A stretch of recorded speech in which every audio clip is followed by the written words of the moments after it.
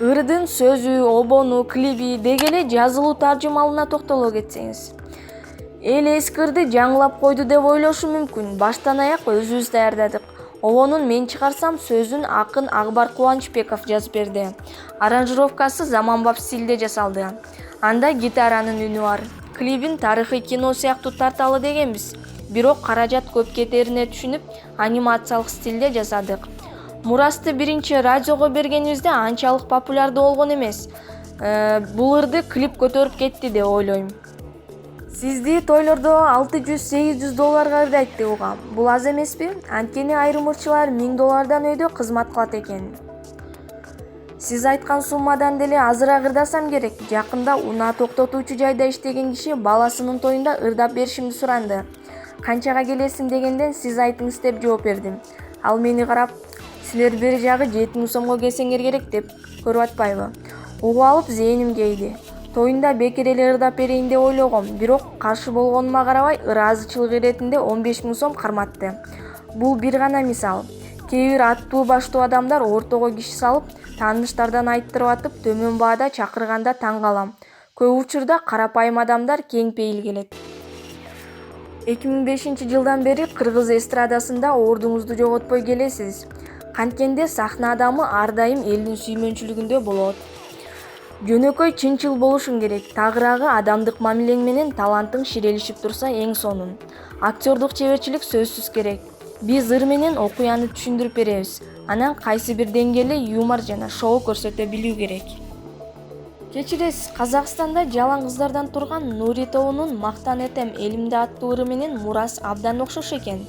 Алар 2 жыл мурда жүктөптүр. Клиптеги комментарийлерде көрүүчүлөрдүн бири казактар урдады десе, бири кыргыздар көчүрүп алды дейт. Ошондо кандай болуп калды? Алар 2 жыл мурда ырды менден ири суммага сатып алышкан. Анда мен өзүм ырдап чыга элек болчумун. 2016-жылкы көчмөндөр оюнундагы аткарганга жетишпей калгам. Сатып алган тарап бир гана Казакстандын аймагында ырдаганга жана автору катары мени белгилеп жүрүүгө убада беришкен. Аранжировкасы обону биздики, сөзүн казактар өздөрү жазып алган. Бирок мен Мурасты даярдап жатканда аранжировкага өзгөртүү киргизгем. Биз жазган ырдында сөзү башка. Түшүнүктүү. Мурас жалпы жонунан канча каражатка даярдалды? Чыгармачылыктагы чыгымдар тууралуу кеп кылбай эле келем. Бирок Мурас элдин сүймөнчүлүгүнө айлангандан кийин айтып коюшум керек. $5000 сарптадым. Кыргызстандын шартында бул чоң эле сумма. Ырчылар үчүн той маарекелер киреше булагы экендиги жашыруун эмес. Патриоттук темадагы Мурас андай жерлерге өтпөсө керек.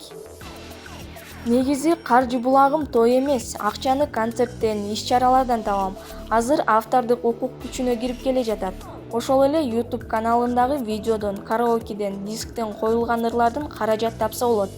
Бир гана укугуңду коргоп, чыгармаларыңды башкалар колдонуп кетишине жол бербешиң керек. Мирбек Атабеков айрым ырчылардын жүрүм-турумуна зээним кей, деди. Мирбек Атабеков деген ысым узун элдин учу менен калың элдин кыйырына жетти деп айтсам ашыкча болбос. Себеби 10 жылдан ашык убакыттан бери кыргыз эстрадасында ордун жоготпой келет. Ооба, мага чейин деле нечендеген журналисттер маек алган. Бирок Атабеков баарлашуунун соңунда сизге ачык жооп бердим, деди. Спутник Кыргызстан маалымат агенттиги Мирбек Атабеков менен маек куруп белгилүү болуп жаткан Мурас ырынын тарыхы, чыгармачылыгы, үй-бүлөсү тууралуу сүйлөштү. Акыркы учурда биздин аралаш мушташ боюнча беттеш өткөргөн спортчулар 8 буштукка Мурас аттуу ырыңыздын коштоосу менен чыгууда. Бул ырга Кыргызстандагы беделдүү делген ВЭФ GFC лигасынын тарта Россиянын M1 Global уюмуна чейин жаңырды. Деги эле ыр спорт чөйрөсүндө жакшы орун тапты.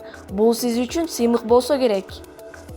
Азыр сизден угуп кубанып жатам. Эми сөзсүз түрдө спортчулардын беттешкен видеосун таап көрмөй болдум. Негизи аралаш мушташты сүйүүчүлөрдүн катарында эмесмин. Футболго көбүрөөк кызыгам. Мурас ырым адамдарды ынтымакка, биримдикке, намыскөйлүккө чакыруу максатында жазылган. Тилегим орундалганына сүйүнүп турам. Мындан 5 жыл мурда Суранам аттуу ырыңызды казак ырчысы Кайрат Нуртас уруксатсыз ырдаганда ортодо түшүнбөстүктөр болуптур. Былтыр болсо Сагынам аттуу ырыңызды кытайлык ырчы уруксатсыз ырдаганда сиз аны аткаруу чеберчилигине баа берип Кыргызстанга конокко чакырам депсиз. Эмне үчүн ырларыңыз талашка түшүүдө? Кандай өзгөчөлүгүңүз бар? Ар бир улуттун өкүлүнө жаккандай чыгарма жаратуу үчүн эмне кылуу керек? Мага чейин деле кыргыздын белгилүү ырчыларынын чыгармасын ырдап келишкен. Эгерде автордук келишимди сактоо менен иштешкен адамдар болсо, ырымды берүүгө каршы эмесмин. Ырларымды ар бир улуттун каалоосуна карап жазбайм. Адамдарда тандоо деген бар. Балким мен көпчүлүк жактырып тандаган эмгектерди даярдасам керек. Ошол эле Кайрат Нуртас 2015-жылы Нур Отан партиясы менен депутаттыкка баруу ниетин билдирген. Сизде да саясий амбициялар барбы? Кийин Кайратка жолукканымда жөн гана тамаша жана жарнама үчүн болгон аракет экендигин айткан. Мен чыгармачыл адаммын. Жолумду саясатка алмаштыруу оюмда жок. Ишкер болгум келет. Түшүнүктүү. Ырчылар сүйүктүүсүнө баш кошкондон кийин көрөрмандарынын санын бир топ эле жукартып алат дешет. Үй бүлөлүк жашоо сиздин карьераңызды канчалык өзгөрттү? Өзүмдү келишимдүүмүн деп эсептейм, бирок эстен тандырарлык жигиттердин катарында эмесмин.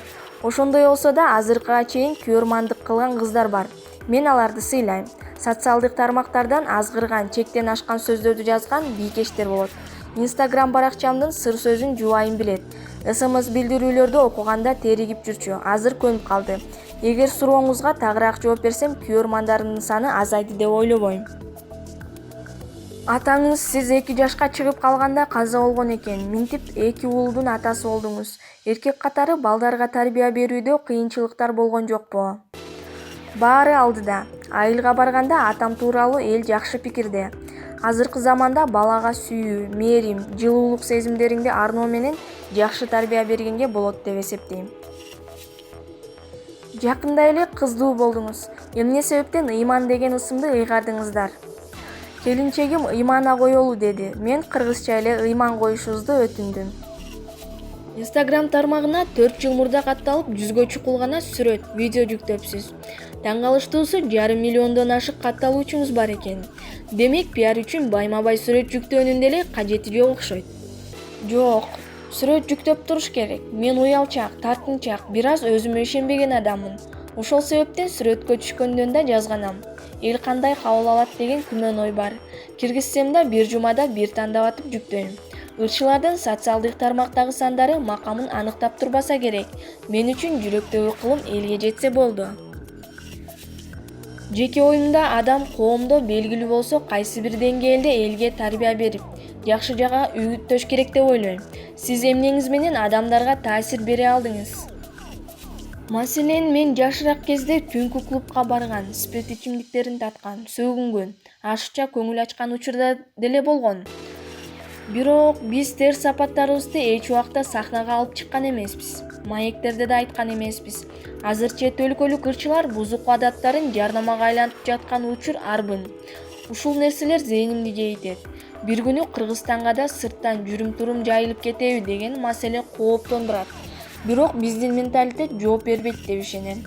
Колдон келсе бардыгын ыйманга, тарбияга, билимге умтулууга үгүттөгүм келет. Кыргызстанда сизди дээрлик тааныбаган адам болбосо керек. Атыңызды колдонгон учур болду эле. Кээде колдоном, жол эрежесин бузганда пара берем. Убакыттан тартыгына байланыштуу акчаны тиешелүү жакка төлөгөнгө жетишпей калам. Ошонун баары жалкоолукта. Буюрсаң олом. Бир ирет аэропорттон кызматкер мени таанып, "Байке, өтө бериңиз" деди. Элди карасам жактырбагандай туюлду. Рахмат, кезегим келгенде өтөм десем, кызматкерлер мени каадаланып жаткандай кабыл алышты. Ар бир кишинин көз карашы ар кандай экен да. Менин таанышым кичинекей кызы менен кафеде отурса, эстрада жаатында таанымал ырчы жигиттердин бири кирип келет. Анан кыз кумири менен сүрөткө түшөйүн деп барганда анча көңүл бурбай коюптур. Аларга ошондой сезилдиби же чын эле ырчы теңине албай койдубу билбейм. Сизде деле ушундай окуялар болсо керек. Адам оң ката кетирсе да оңолот деп ойлойм. Кээде ойдо жок жерден түшүнбөстүктөр болот. Бир учур эсиме түштү. Кичинекей кезимде актер Мурат Мамбеталиевди Кампас деп атачубуз. Юморларына таасирленип кумир тутчубуз. Бир жолу аны көрүп алып, "О, Кампас байке, кандайсыз? Бул чын эле сизби?" десем, "Ай, тур ары" деп койгон. Аябай жаман болгом. Азыр биз деле кичинекей баланы ары тур бери тур дей беребиз да. 2 жыл мурда Бейонсе менен дуэт ырдаганды каалайм деп айтыпсыз. Ал күчүндөбү? Бейонсе ырдоо жагынан мыкты, албетте чогуу ырдаганды каалайм. Бирок акыркы учурда анын үгүттөгөн иштери жүрүм-туруму жакпай жүрөт. Быйылкы жылдын эсебинен жеке концертиңиз качан болот? Күзүндө даярдыктар менен пиар иштери жакында башталат. Билеттерди интернет аркылуу буйрутма менен алууга болот. Аталышын мурас кылабыз го. Бул концерттен кийин чыгармачылыгымда чоң бурулуш болот. Башкача айтканда, өзүмө караганда продюсерлик борборума көбүрөөк басым жасайм.